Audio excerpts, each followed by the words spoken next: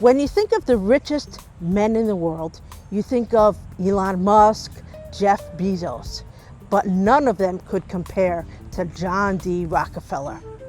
At his peak, Rockefeller had controlled 2% of the U.S. economy. Can you imagine? Well, where does a man that has so much money spend his golden years? Well, not in a penthouse in New York City, but right here in Ormond Beach. Today, we're going to take you around his sprawling estate. Guided tours are available in the afternoon, and it is free to come here.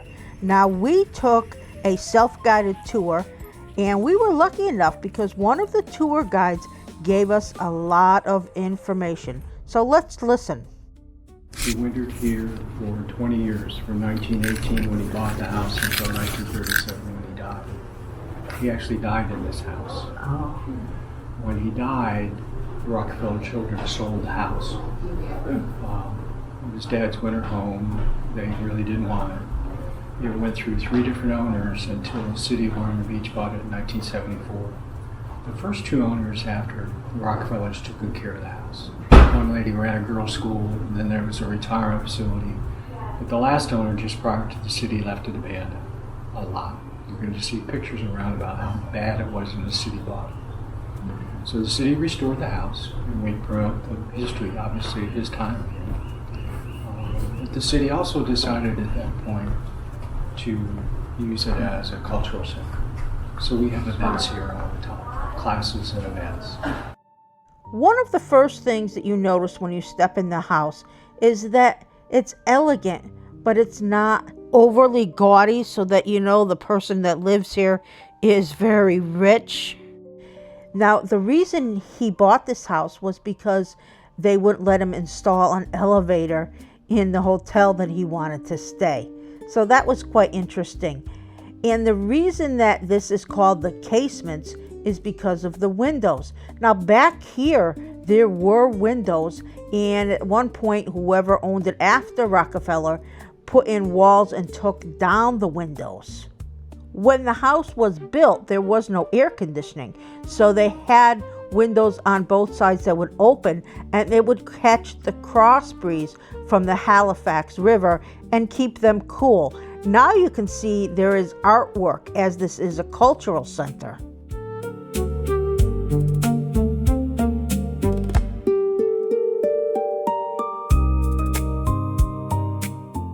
In one of the rooms, a yoga session was taking place. Here is the kitchen area. Rockefeller used to have a lot of parties and a lot of guests come over, and he loved to golf. And he used to, when he had parties, would hand out brand new shiny dimes to guests because he was wealthy and dimes were worth something, but he had plenty of money, and that was just his thing.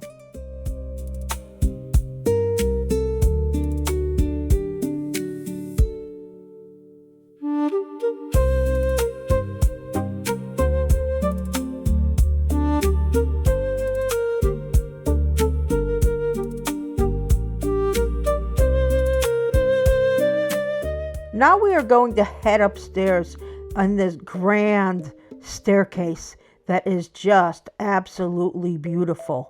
And this is where Rockefeller spent a lot of his time when he wasn't having parties. And now they use it mostly for historical exhibits, and they show you a lot of pictures. Now up here where I am looking in is his bedroom. And you can see it's recreated with time furniture of that time. He must have had a great view of the river. We're going to take you outside and show you that afterwards. But this is where he spent most of his time, his basic living quarters, his bedroom, but also where he, would read and do a lot of different activities during the day.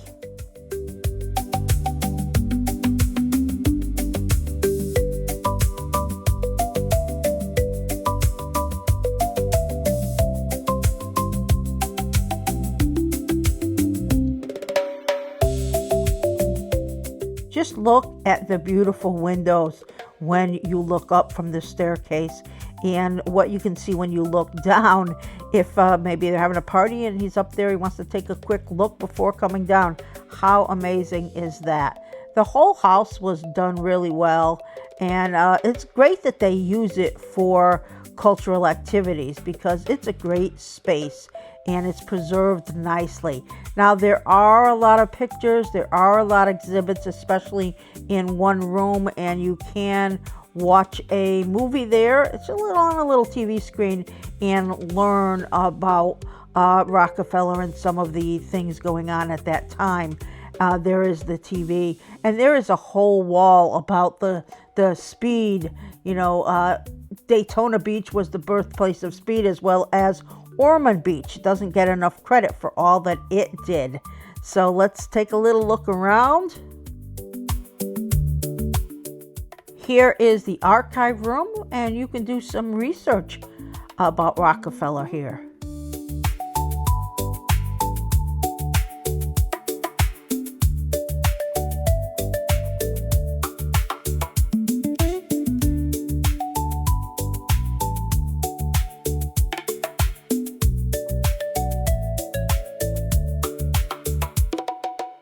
Right over here, you can get some free postcards, and they will mail them out for you. Isn't that something special? I really like that. I did it.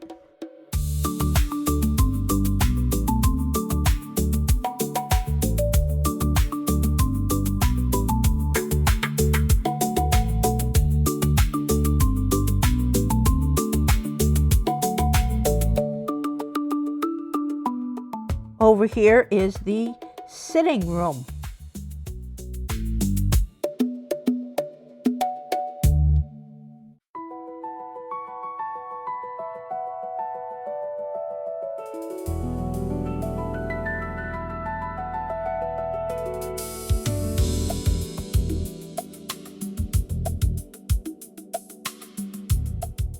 It takes about an hour or maybe less to go through the entire house.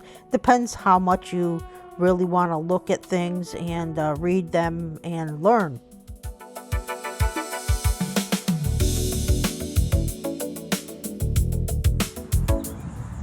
When you go to the Casements, you can't help but spend time at the Rockefeller Gardens. They have beautiful pathways and a gorgeous view of the Halifax River. The river is right across the street. They're connected, but now they have a street so cars can go through. And you can see the river from here. We're going to get closer up so you could see the whole gardens. Look how beautiful it is. And it's pretty big size.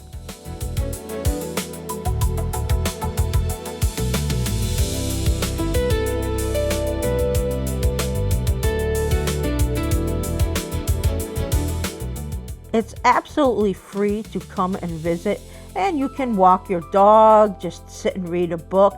It's just a beautiful spot.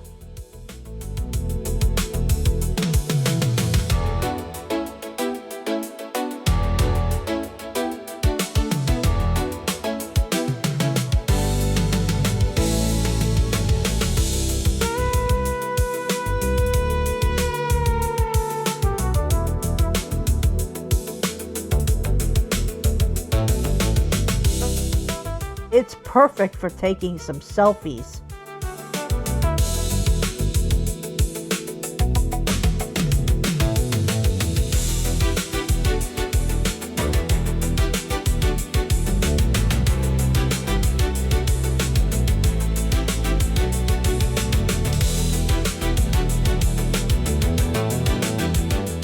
We're taking a quick drive through to show you around. You can see there's tennis courts in the back. I believe they're probably owned by the city.